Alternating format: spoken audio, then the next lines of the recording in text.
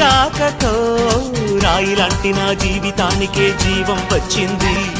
నీ చూపుతో జీవం వచ్చిన రాయే చక్కని శిల్పం అయ్యింది. చేయూతతో శిల్పం కాస్త నడకలు నేర్చి కోవెల చేరింది. నీ నవ్వుతో కోవెల చేరిన శిల్పంలో నా కోరిక కలిగింది.